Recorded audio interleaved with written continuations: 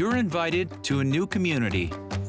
Welcome to the Burrows. The Burrows est une très bonne surprise sur Netflix. La saison 1 a été particulièrement captivante et sa fin cache quelque chose que personne n'a vu. Tu vas m'écouter très attentivement. Tu vas l'aimer, cette histoire, c'est garanti. Bagarre, duel, torture, vengeance, géant, monstre, poursuite, évasion, grand amour, miracle.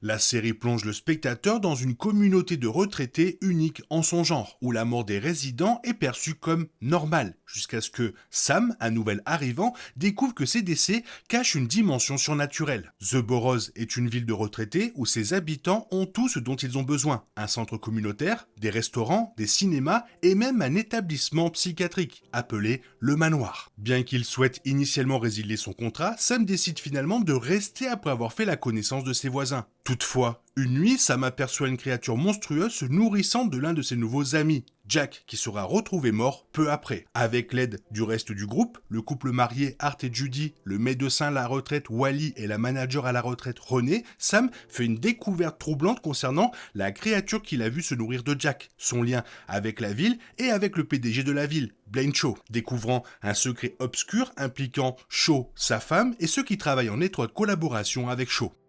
Comme prévu, personne ne croit Sam lorsqu'il raconte ce qu'il a vu la nuit de la mort de Jack. On pense que Jack est mort d'une crise cardiaque pendant son sommeil, car il souffrait d'apnée du sommeil. Toutefois, une nuit, Sam remarque que le sang de la créature, resté sur le marteau avec lequel il a frappé, réagit au signal de sa vieille télévision et explose. Il montre ensuite cela à Wally, ce qui le convainc de l'aider à capturer le monstre, même si Wally souhaite également l'étudier. Judy les rejoint plus tard après les avoir suivis jusqu'au crématorium, où il tente une autopsie sur le corps de Jack. Wally comprend que le monstre se nourrit de leur liquide céphalorachidien et qui le fait constamment sur les résidents, ce qui, avec le temps, provoque chez les résidents divers problèmes de santé nécessitant leur internement au manoir. Après que les enquêtes menées séparément par Sam, Judy et Wally, le duo formé par René et le gardien Paz ainsi que Art seul, les amènent à se croiser, ils sont capturés par Shaw et emmenés au manoir. Là, Wally leur annonce que Shaw leur a fait une proposition. Ils pourront reprendre leur vie normale sans quitter les Burrows à condition de ne plus jamais parler du monstre, sous peine d'être internés au manoir. Et Wally travaillera alors pour eux. Bien que réticents, ils finissent tous par accepter et Wally, désormais membre du cercle le plus proche de Shaw, découvre la vérité sur les monstres. Les monstres sont les descendants d'une créature que Shaw appelle Mère. Les fils prélèvent le liquide céphalorachidien des habitants pour le donner à Mère et la nourrir. Et à cause des grandes quantités qu'elle a ingérées pendant des années, elle a pris forme humaine. En 1949, Shaw, qui s'appelait alors Marcus et qui était mineur, a trouvé Mère dans un œuf. Et à cet endroit se trouve un arbre auquel sont suspendus divers bibelots, dont Art accueillit un fruit ressemblant à une pêche qu'il a rajeuni pendant quelques heures. Toutefois, même si les fils contribuent à la mort des habitants, ni eux ni leur mère ne sont les véritables méchants. Cela fait partie de leur nature, mais ils ont été manipulés et exploités par Shaw pendant des décennies. Leur mère, ne souhaitant plus vivre, supplie Sam de mettre fin à ses souffrances et à celles de ses fils. À la fin, Sam emmène leur mère près de l'arbre où elle appelle ses fils, puis elle explose, la tuant sur le coup avec ses fils. Les véritables méchants sont Blaine et sa femme. Blaine est le PDG de la ville et il vit avec sa femme. De ce fait, il est parfaitement au courant de tout ce qui s'y passe, grâce notamment à ses proches collaborateurs, en particulier Hank Williams, le chef de la sécurité. Toutefois, Blaine et la plupart de son équipe ne sont pas ceux qu'ils prétendent être et sont bien plus âgés qu'ils n'y paraissent. René découvre que Hank est en réalité un homme nommé Milton Hauser, décédé en 1975. En discutant avec son fils, celui-ci lui montre de vieilles photos. Sur l'une d'elles, Milton apparaît aux côtés de Shaw, qui est son portrait craché. Plus tard, Wally confirme, alors qu'il travaille pour Shaw, qu'ils sont, ainsi que le reste de leur équipe, bien plus âgés et qu'ils ont conservé leur jeunesse pendant des années grâce à Mère. Les Shaw ont découvert il y a des années que le sang de la mère possède des propriétés curatives qui les maintiennent jeunes et qu'en l'ingérant régulièrement, ils pourraient devenir quasiment immortels. Les Shaw ont fondé les Burrows afin d'assurer un approvisionnement constant en liquide céphalorachidien que les fils apporteraient à Mère, leur permettant ainsi de continuer à boire son sang. Les Shaw partageant ce sang avec leur équipe, notamment Wally qui souhaite l'utiliser à des fins plus nobles. Les Shaw ont besoin que Wally guérisse Mère pour pouvoir continuer à boire son sang, mais Wally la sauve dans l'espoir de l'étudier et d'utiliser son sang pour soigner les maladies comme le cancer. Sachant que le sang des fils, et donc celui de Mère, réagit au signal des vieux téléviseurs, Sam et ses compagnons tendent un piège au cours duquel ils tuent certains membres de l'équipe des Shaw et la femme de Blaine. Finalement, Shaw est apparemment tué par Mère lors de son explosion, et il est entendu que les membres survivants de l'équipe ne survivront pas longtemps sans leur approvisionnement en sang de Mère. Sam est toujours inconsolable depuis la mort soudaine de sa femme. Lily, lorsqu'il emménage dans le quartier des Burroughs, il commence à avoir des hallucinations d'elle. Celle-ci débute par des flashbacks très nets de la nuit du décès de Lily, Sam revivant ce traumatisme. Puis, Lily se met à apparaître à différents moments, accompagnée de pièces de puzzle. Sam comprend rapidement que ces pièces sont des indices qui le guident vers la prochaine étape de son enquête. Quant aux hallucinations de Lily, elles ne sont pas entièrement dues à son traumatisme et à son chagrin. Grâce à une habitante du manoir connue sous le nom de la Duchesse, Sam apprend que Mère communique avec lui par télépathie, et ce à travers une personne qu'il reconnaîtra toujours, Lily. Toutes ces fois où ces visions de Lily le suppient de l'aider, il s'agit en réalité de Mère qui appelle à l'aide. La Duchesse explique que cela se produit parce que l'esprit de Sam s'est brisé sous le choc de la mort de Lily, ce qui a facilité le contact avec Mère. Cela aide Sam à comprendre Mère et à éprouver de l'empathie pour elle, raison pour laquelle il la conduit à l'arbre afin qu'elle puisse mourir en paix. En guise de remerciement, Mère lui offre une réunion avec Lily dans son esprit grâce à laquelle il parvient enfin à faire son deuil et à aller de l'avant.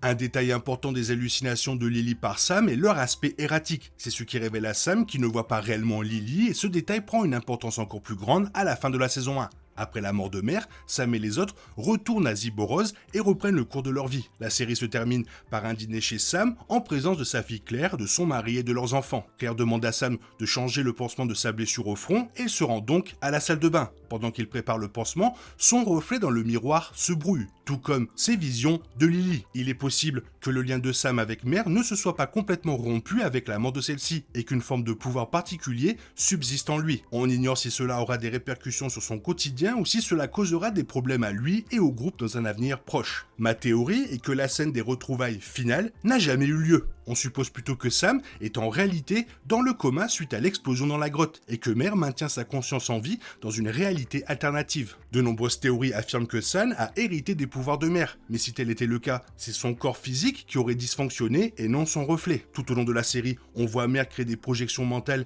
et communiquer par le biais de souvenirs et de proches. Il ne serait donc pas totalement improbable qu'elle ait construit un scénario réconfortant dans l'esprit de Sam. Sam est donc dans le coma, Mère est toujours en vie quelque part, peut-être dans sa tête, et elle tente de maintenir sa conscience. Cela expliquerait non seulement le dysfonctionnement, mais aussi le fait que l'explosion finale ait tué Blaine tandis que Sam n'a eu qu'une légère égratignure. Je tiens également à souligner que dans cette scène finale, la perfection de tout y est presque troublante. Judy et Hart sont heureux en ménage, ayant passé sous silence toute l'affaire de Jack. Mais le résultat le plus révélateur est peut-être celui concernant Wally. Il était en phase terminale d'un cancer avant d'être contraint d'aider Blaine. Mais si Mère est morte, comment se fait-il qu'il soit encore en vie et qu'il prévoit un voyage avec René et Paz? Tout cela ressemble à une immense illusion. Malheureusement, tant qu'une suite n'est pas confirmée, toutes ces questions restent sans réponse. Mais entre le reflet de Sam qui se déforme, ce mystérieux péché et cette fin trop belle pour être vraie, il devient difficile de croire que Sam ait vraiment eu droit au dénouement heureux qu'il imagine. Seule une deuxième saison pourra apporter des réponses.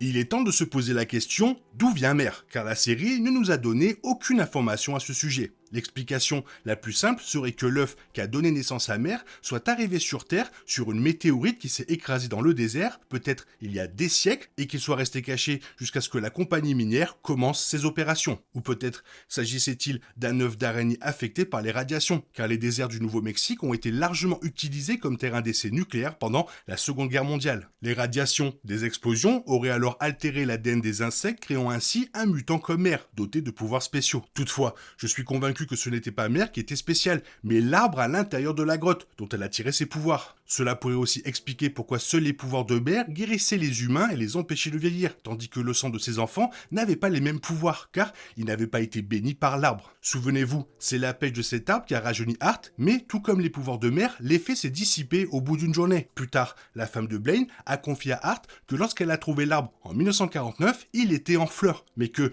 dans le présent, il est maintenant desséché, tout comme Mère. Ma théorie est donc la suivante, Mère et l'arbre sont liés d'une manière ou d'une autre, ce qui est renforcé par l'étrange étrange requête de mère à Sam, elle voulait mourir sous l'arbre, et nulle part ailleurs. Peut-être qu'en se faisant exploser près de l'arbre, mère a rendu les pouvoirs qu'elle avait autrefois reçus de lui, et qu'après sa mort, l'arbre refleurirait et donnerait des pêches qui rajeuniraient ceux qui mangeraient la pêche. Quoi qu'il en soit, je pense que la deuxième saison de la série, si elle voit le jour, explorera les origines de l'arbre et nous apportera enfin les réponses que nous cherchons. C'était mes réflexions sur la mystérieuse créature. Si vous avez d'autres idées à partager, n'hésitez pas à commenter la vidéo. À l'heure où je fais cette vidéo, il est difficile de dire si The Burrows reviendra pour une deuxième saison, car cela dépendra principalement de l'accueil réservé à la série par la critique et le public. Sur le plan narratif, The Burrows s'est peut-être piégée elle-même dès sa première saison, ou peut-être qu'elle nous a piégés. Même si la question de savoir pourquoi le reflet de Sam présente des anomalies reste posée, la première saison raconte quand même une histoire complète. On pense que les Shaw sont anéantis, que Mère et ses fils meurent, et les autres associés de Shaw ne survivront pas longtemps sans le sang de Mère, dans le cas où Mère est morte. Personne ne peut donc poursuivre leur plan machiavélique. Toutefois, il y a plusieurs possibilités. La question de savoir qui dirige désormais les Burrows se pose, ce qui pourrait ouvrir la voie à une nouvelle intrigue. Il est également possible que Blaine ne soit pas mort et en tire profit. Ayant perdu sa femme, il chercherait à se venger à tout prix et peut-être qu'il pourrait découvrir plus de choses sur l'arbre ou sur Sam. Si The Burrows n'a pas de deuxième saison, ce ne sera pas une perte, car la série a réussi à raconter une histoire complète, avec un développement et une profondeur des personnages en seulement 8 épisodes, sans presque aucune question en suspens, et avec une fin qui ne laisse qu'un seul détail à l'interprétation de chaque spectateur. Terminons sur le fait que la série n'est pas Stranger Things avec des vieux. Rien à voir, alors rien du tout. Toi, qu'est-ce que tu en as pensé? Fais-moi part de ton avis dans la zone commentaire. Et sinon, comme d'habitude, bisous bisous bye bye. T'es toujours là, toi?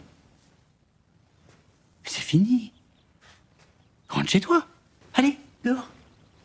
Night, night, night.